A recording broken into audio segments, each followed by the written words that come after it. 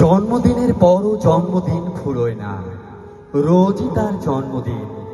25শে বৈশাখ রোজই, প্রতিদিন প্রতিনিয়তই তার সঙ্গে আমাদের চলাফেরা, মেলামেশা।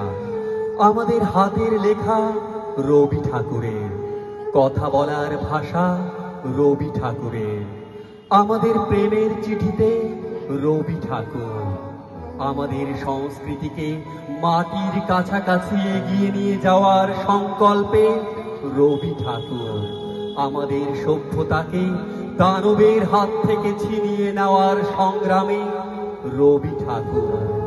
আকাশে, মাটিতে, মনে এত যে বৃষ্টি পড়ে তার ছন্দ রবি ঠাকুরের, এত যে ফুল ফোটে তার গন্ধ রবি ঠাকুরের। তাই প্রতিদিন তার জন্ম, কোনো দিনই তার মৃত্যু নেই। কালের কালা পাহাড় এসে কোনোদিন যদি ভারতবর্ষ থেকে সমস্ত ঠাকুরের পুজোর প্রদীপ নিভিয়ে দিয়ে যায়, তবু একটি ঠাকুরের বেদি চিরকাল থাকবে মাটির সঙ্গে গাঁথা। কোন ঠাকুর? রবি ঠাকুর, রবি ঠাকুর। নমস্কার।